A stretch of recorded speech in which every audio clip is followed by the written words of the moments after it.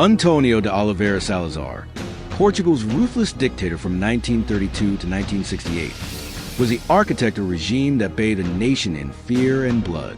Through a secret police, the PIDE, he orchestrated a campaign of terror, kidnappings, brutal tortures, and cold-blooded murders of anyone who dared whisper against his rule. Thousands vanished into the night, their fates sealed in shadowy cells or unmarked graves.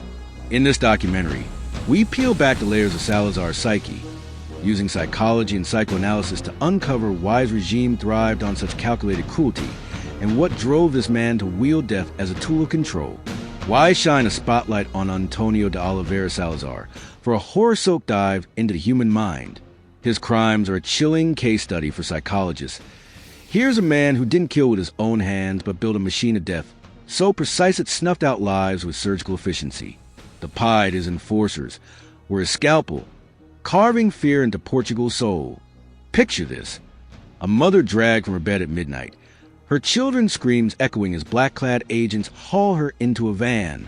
In secret prisons, victims face horrors, nails ripped out, bodies burned with cigarettes, skulls cracked against concrete walls until confession spilled or life drained away. Some were drowned in vats of freezing water, their final gasp swallowed by the dark. Others were left broken in alleys, their deaths labeled accidents by a complicit press. Salazar's genius was his detachment. He orchestrated this savagery from a desk, his pen deadlier than any blade.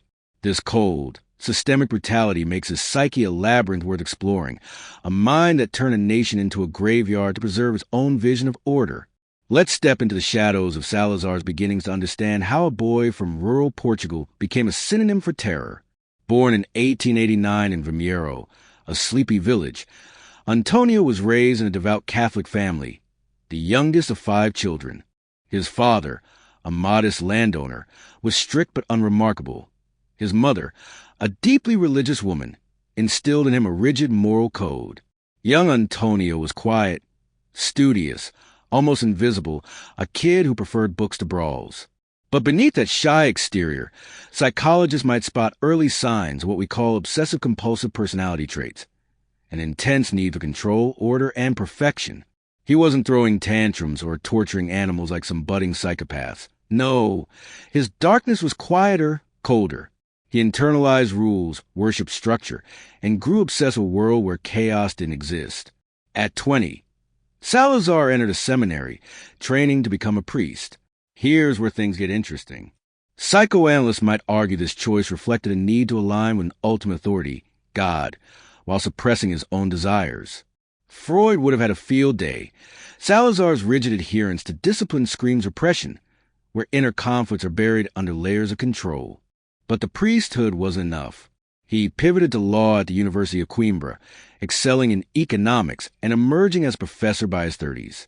His lectures were dry and methodical, but his mind was a steel trap, every detail calculated, every outcome planned. Colleagues describe him as distant and unemotional, traits that align with schizoid personality tendencies. Not a full-blown disorder, but detachment from human connection that let him view people as pawns. What pushed this reserved academic toward orchestrating mass violence? Psychologists point to a mix of narcissistic traits and paranoid ideation. Salazar saw himself as Portugal's savior, the only one capable of rescuing it from chaos. His paranoia, fueled by a turbulent Europe, with communism and liberalism threatening his conservative ideals, made him view dissent as a personal attack. To him, opponents weren't just wrong, they were existential threats. This is where the PIDE comes in, his shadow army, acting out his darkest impulses. Salazar's crimes weren't impulsive stabbings or frenzied attacks. They were bureaucratic nightmares, which makes them all the more chilling.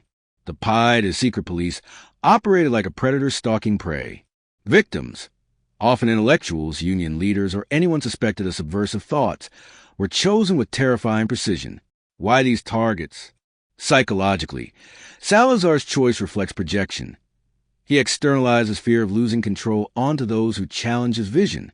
To him, a poet writing about freedom was as dangerous as an armed rebel. His paranoia twisted their words into daggers aimed at his regime. The methods of murder were designed to break the spirit before the body. Survivors' accounts, documented by historians and sources like The Guardian and BBC, paint a gruesome picture. One witness, a former prisoner named Joao, recalled, "They tied my hands and forced me to watch as they beat my friend until his face was unrecognizable. Blood pooled on the floor, and they laughed." Torture sessions could last days.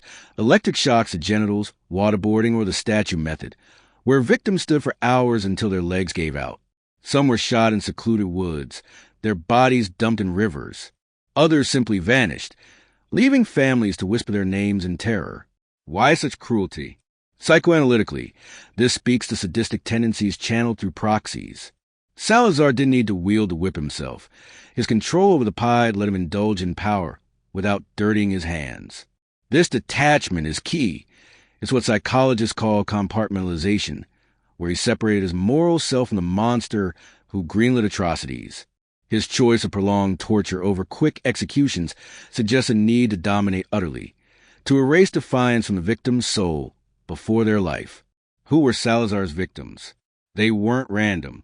The PIDE targeted anyone who threatened the regime's narrative, communists, anarchists, even moderate liberals.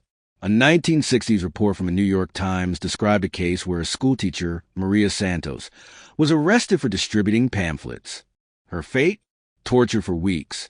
Her body later found in a ditch, hands bound, throat slit. Another account from Crime Online detailed a student, Carlos Mendez, who vanished after attending a protest.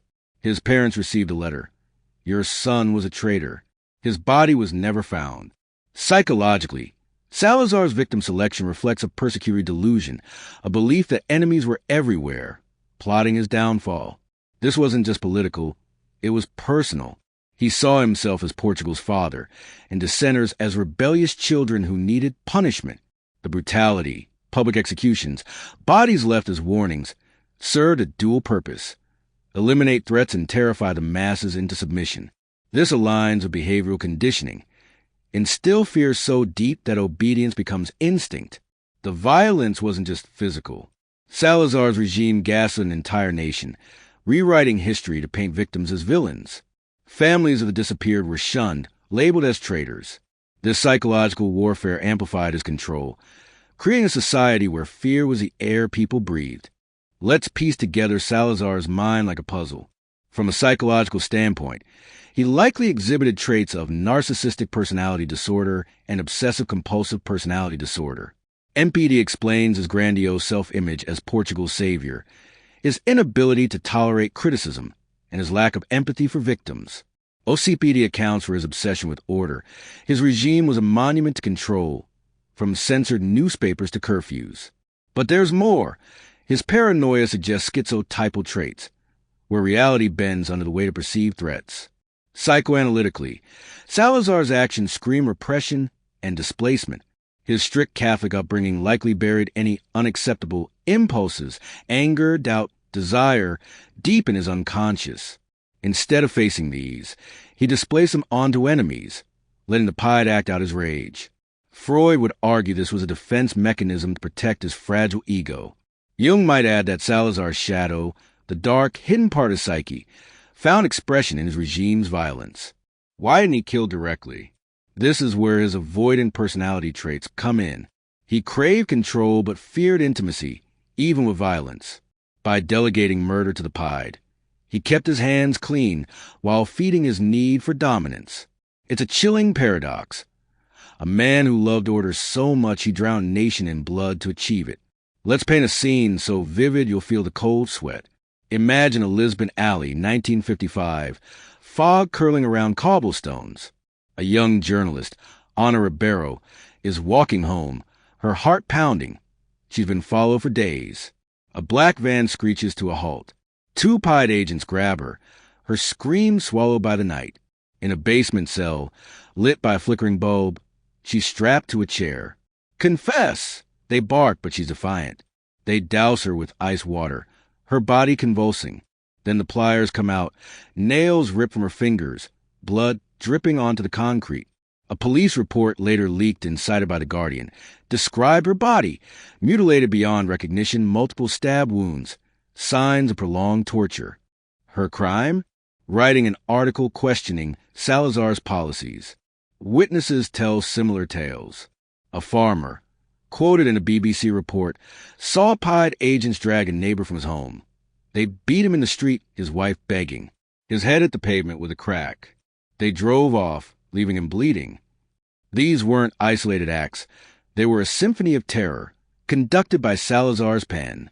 Salazar's reign didn't end with dramatic arrest. He was no street thug caught red-handed. In 1968, a brain hemorrhage sidelined him, a cruel irony for a man who thrived on control. He lingered half-aware until his death in 1970. The PIDE was dismantled after the 1974 Carnation Revolution, but Salazar never faced a courtroom. His followers melted into society. Some victims' families still don't know where their loved ones' bodies lie. Philosophically, Salazar then raises questions about power and morality. From an existentialist perspective, he embodied the absurdity of human control, chasing an unattainable perfect order at the cost of countless lives. His paranoia reflects Nietzsche's will to power, twisted into a destructive need to dominate. Yet, there's a tragedy here. Salazar believed he was saving Portugal, blind to the monster he became. His legacy asks us, when does the pursuit of order become chaos? When does a man become the evil he claims to fight? His death wasn't justice, but quiet fade, leaving a nation to grapple with scars that still bleed. The real horror isn't just the bodies he left behind. It's the mirror he holds up to humanity, showing how far we'll go to feel safe, to feel right.